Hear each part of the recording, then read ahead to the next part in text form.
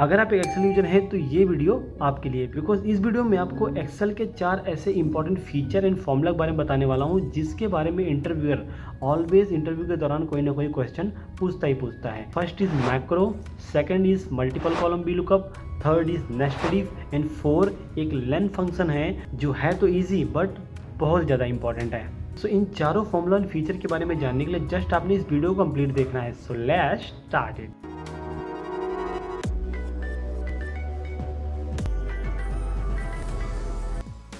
So guys example के लिए मैंने यहाँ पर डेटा लिया हुआ है, जिस डेटा के अंदर आप देख सकते हो कि फर्स्ट नेम, लास्ट नेम और एज एक ही कॉलम में मिक्स है।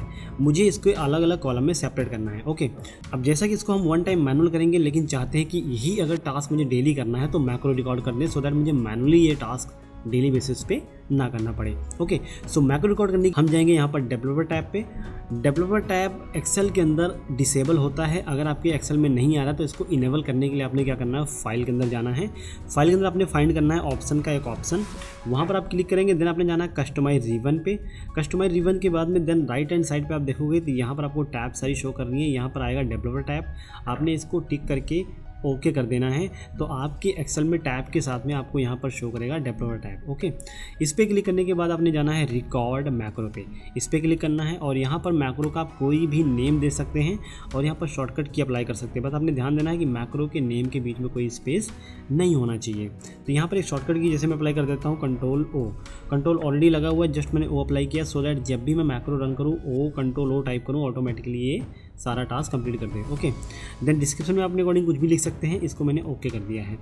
अब जैसा कि ये मैक्रो रिकॉर्डिंग स्टार्ट हो चुकी है तो मैं एक बार इस टास्क को मैनुअली करूँगा, उसके बाद देखेंगे नेक्स्ट फाइल में क्या ये मैक्रो रिकॉर्ड हो चुका है। ओके, सो मैं इस इंटायर डेटा को यहाँ पर सिलेक्ट करूँगा और जाऊँगा डेटा टाइप के अंदर, यहाँ पर अप्लाई करेंगे टेक्स्ट टू कॉलम।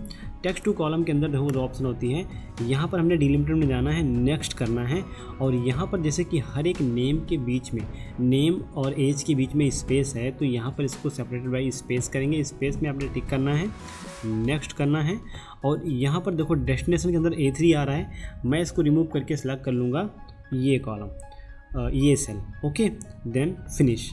अब आप देख सकते हैं कि इसने फर्स्ट नेम, सेकंड नेम और एज अलग अलग कॉलम में सेपरेट कर दिया है। अब ये मैंने इसके ऊपर एक पैटर्न अप्लाई किया।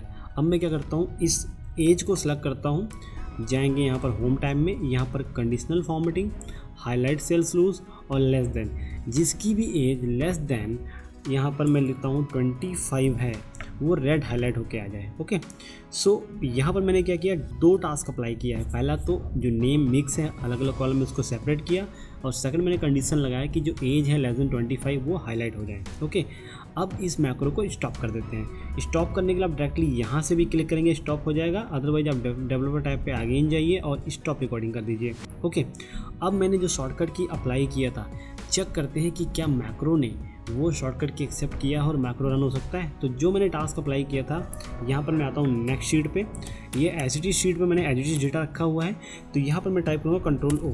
नाउ यू कैन सी इसने within a second first name, last name और एज अलग अलग कॉलम में सेपरेट कर दिया और यहाँ पर इसने जो है जो लेस देन 25 एज है जिनकी वो भी हाईलाइट कर दिया है।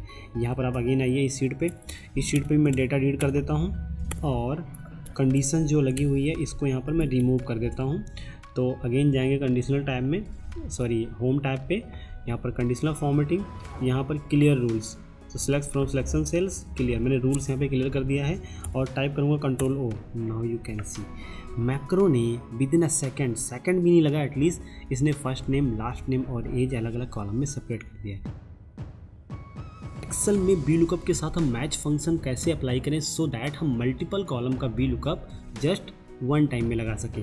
ओके, सो यहाँ पर आप देख सकते हो, यहाँ पर मैंने डेटा लिया हुआ है, डेटा है ऊपर और सेम नीचे मैं यहाँ पर लगाने वाला हूँ वी लुकअप फंक्शन और मुझे मैथ, इंग्लिश, साइंस, आर्ट ये जो सब्जेक्ट्स हैं इन सब्जेक्ट का मुझे यहाँ पर मार्क्स लेकर आना है from first database. So apply करेंगे इक्वल टू वी लुकअप, इस फॉर्मूला को मैंने सेलेक्ट किया। लुकअप वैल्यू के अंदर मैं यहाँ पर इस रेंज को सिलेक्ट करूँगा। अब इसको हम F4 टाइप करेंगे। बेसिकली मुझे इस पर्टिकुलर कॉलम को फ्रीज करना है, तो मैंने F4 3 टाइम टाइप किया, देन कॉमा। अब टेबल एरे के अंदर हम इस इंटायर डेटा को सिलेक्ट करेंगे और इसको F4 से फ्रीज कर देंगे, देन कॉमा। अब यहाँ पर इंडेक्स नंबर अप्लाई करने की जगह पे हम अप्लाई करेंगे मैच फंक्शन। इस फॉर्मूला को सिलेक्ट करेंगे। मैच के अंदर भी सेम कंडीशन है, lookup value, lookup array and match type. यहाँ पर आप देख सकते हैं। तो मैंने क्या करना है, लुकअप वैल्यू के अंदर सेलेक्ट करना है मैथ, बिकॉज मुझे मैथ का स्कोर चाहिए।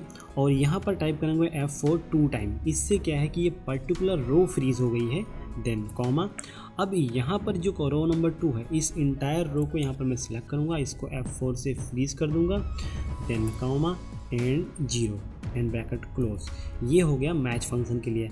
अब VLOOKUP को क्लोज करने के लिए मुझे क्या करना है, यहाँ पर अगेन लगाना है comma and 0 bracket close and enter. Now you can सी। और इसको कंट्रोल R से हम राइट ड्रैग करेंगे और कंट्रोल D से डाउन ड्रैग करेंगे। अब आप देख सकते हैं कि वन टाइम में मैंने इन सभी सब्जेक्ट्स का VLOOKUP लगा लिया है with the help of match function. Excel में एक इंपॉर्टेंट फंक्शन है जो कि है लेन। ये है तो इजी, बट इसके बारे में इंटरव्यूअर जरूर कोई ना कोई क्वेश्चन पूछता है। तो आज की इस वीडियो में आपका सारा डाउट क्लियर कर देता हूँ। तो लेन फंक्शन बेसिकली काम क्या करता है, तो यहाँ जस्ट अप्लाई करेंगे इक्वल टू LEN लेन। इस फंक्शन को सिलेक्ट करेंगे और टेक्स्ट के अंदर मैं इस वैल्यू को सिलेक्ट करके एंटर कर दूंगा। तो यहाँ पर रिजल्ट निकल के आया 14। वो कैसे, देखो नैन्सी के अंदर कैरेक्टर्स आप देखोगे तो 5 हैं, स्मिथ के अंदर 5 है और 2 4 ये नंबर ऑफ 2 हैं। ओके, सो ये होते हैं 12। बट यहाँ पर आप देखो नैन्सी स्मिथ 24 के बीच में एक एक स्पेस भी है।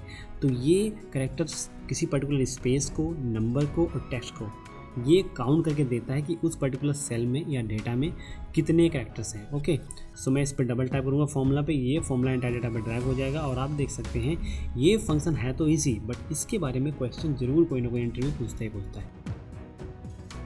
इस वीडियो में आपको सिखाने वाला हूँ कि एक्सेल में मल्टीपल इफ्स कैसे अप्लाई करते हैं, जिसको हम बोलते हैं नेस्टेड इफ। तो यहाँ पर आप देख सकते हैं एग्जांपल के डेटा है।